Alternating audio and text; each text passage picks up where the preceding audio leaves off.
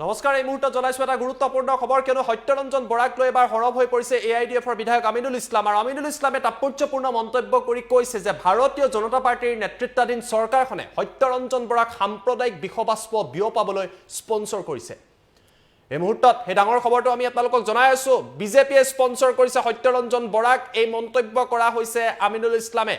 তাৰ লগতে আন কেইবাটাও তাৎপৰ্যপূৰ্ণ মন্তব্য কৰি কৈছে আৰু সমালোচনা কৰিছে। সাম্প্ৰদায়িক হিংসা বিয়পোৱাৰ বাবে সত্যৰঞ্জন বৰাই বিতৰ্কিত মন্তব্য কৰিছে। এই মন্তব্য আমিনুল ইছলামৰ বিধায়কগৰাকী আন কেইবাটাও মন্তব্য কৰি কৈছে যে এতিয়ালৈকে কেৱল হিন্দুৱেহে খেদি আছে সত্যৰঞ্জন বৰাক। কেতিয়াবা যদি মুছলমানে সত্যৰঞ্জন বৰাক খেদে তেতিয়াহ'লে সাম্প্ৰদায়িক পৰিস্থিতিৰ সৃষ্টি হ'ব আৰু তেনেকুৱা এক পৰিৱেশ পৰিস্থিতিয়ে বিচাৰি আছে ভাৰতীয় জনতা পাৰ্টিৰ নেতৃত্বাধীন চৰকাৰখনে। ধৰ্মীয় মেৰুকৰণ কৰিবলৈ সত্যৰঞ্জন বৰাক বিজেপিয়ে ব্যৱহাৰ কৰিছে। আমাৰ লগত আমিনুল ইছলামৰ মন্তব্য আছে, মন্তব্য আপোনালোকক দেখুৱাই লৈছো। সত্যৰঞ্জন বৰা এটা অপদাৰ্থ আৰু তেওঁৰ কোনো গণভিত্তি নাই, তেওঁ এনেকুৱা কোনো বিশেষ ব্যক্তিও নহয়, কিন্তু সেইকাৰণে তেওঁৰ বিষয়ে আমি মন্তব্য দিব বিচৰা নাই। কিন্তু আমি স্পষ্টকৈ বুজা পাইছোঁ যে এইটো বিজেপি চৰকাৰে তেওঁক ব্যৱহাৰ কৰিছে হিন্দু মুছলমানৰ মাজত সংঘাত সৃষ্টি কৰিবলৈ।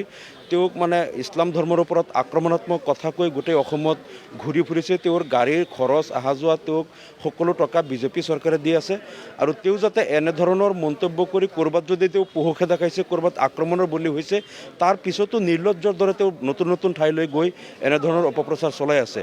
আৰু তেওঁ হয়তো মাৰ খাবলৈয়ে যায়। মাৰ খাবলৈ গ'লে ক'ৰবাত এতিয়ালৈকে ভাগ্য ভাল যে তেওঁ হিন্দু ধৰ্মৰ লোকসকলেই তেওঁক বাৰে বাৰে পহুখেদা দিছে বা আক্ৰমণ কৰিছে, মাৰপিট কৰিছে।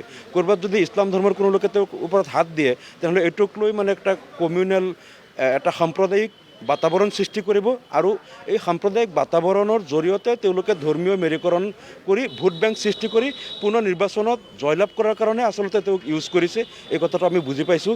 আৰু নহ'লে তেওঁ যেনেদৰে আইন অমান্য কৰি যিদৰে সাম্প্ৰদায়িক এজেণ্ডা লৈ অসমত এটা অশান্তিৰ বিষবাষ্প বিয়পাবলৈ যেনেকৈ তেওঁ যিবিলাক কাম কৰি আছে, আজিলৈকে যে তেওঁক গ্ৰেপ্তাৰ কৰা নাই চৰকাৰে, এই কথাটো স্পষ্ট। চৰকাৰে তেওঁক ব্যৱহাৰ কৰিছে একমাত্ৰ নিৰ্বাচনী স্বাৰ্থৰ কাৰণে।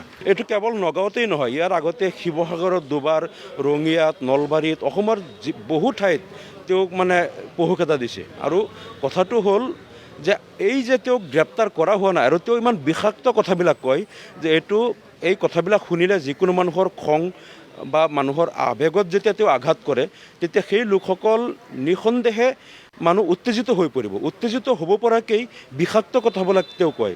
ইয়াৰ পিছত এইটো স্পষ্ট, এইটো চৰকাৰেও জানে, ৰাইজেও জানে, সকলোৱে জানে যে তেওঁ এই কথাবিলাক একমাত্ৰ এটা ধৰ্মীয় গোষ্ঠীক আঘাত দি পেলাই সেই লোকসকলক উত্তেজিত কৰি তেওঁক আক্ৰমণ কৰিবলৈ প্ৰৰোচিত কৰি তেওঁ এটা সাম্প্ৰদায়িক বাতাবৰণ যে সৃষ্টি কৰিব বিচাৰিছে এইটোতো স্পষ্ট কথা। কিন্তু তাৰ পিছতো চৰকাৰে যিহেতু গ্ৰেপ্তাৰ কৰা নাই আৰু এই কথাটোৰ দ্বাৰাই বুজা গৈছে চৰকাৰেই তেওঁক ইউজ কৰিছে। তেওঁক এনেকেই তেওঁক টকা পইচা দি এইবিলাক কামত লগাই দিছে যাতে তেওঁ এনেকেই এটা অশান্তিৰ পৰিৱেশ সৃষ্টি কৰি অসমত ধৰ্মীয় সংঘাত সৃষ্টি কৰাৰ জৰিয়তে এটা ভোট বেংক ৰাজনীতি যাতে চৰকাৰে কৰিব পাৰে, হিন্দু মুছলমানৰ মাজত সংঘাতটো কৰিব পাৰে, এইটো চৰকাৰে স্পন্সৰ কৰিছে, সেইকাৰণে গ্ৰেপ্তাৰ কৰা নাই। গতিকে আচলতে চৰকাৰে ইয়াত উন্নয়ন একো কৰা নাই। অসমত উন্নয়নৰ নামত শূন্য আৰু দুৰ্নীতিয়ে চানি ধৰিছে। SI কেলেংকাৰীৰ পৰা আৰম্ভ কৰি সকলো আৰু ধাৰত পোত গৈছে ৰাজ্যখন।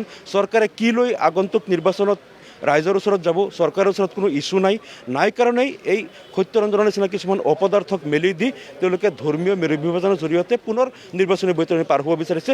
আমি গৰিহণা দিছোঁ সত্যৰঞ্জনক নহয়, চৰকাৰক আমি গৰিহণা দিছোঁ, ধিক্কাৰ জনাইছোঁ যে নিকৃষ্ট ৰাজনীতি এই লোকসকলৰ জৰিয়তে চৰকাৰে কৰি থকাৰ কাৰণে। তেওঁলোকৰ এজেণ্ডা এটাই যে এনেধৰণে প্ৰৰোচনামূলক কথা কৈ মুছলমানসকলক উত্তেজিত কৰা আৰু মুছলমানসকলৰ অন্তৰত আঘাত দিয়া যাতে তেওঁলোকে উত্তেজিত হৈ তেওঁক আক্ৰমণ কৰে বা কিবা এনেধৰণৰ অঘটন কৰে।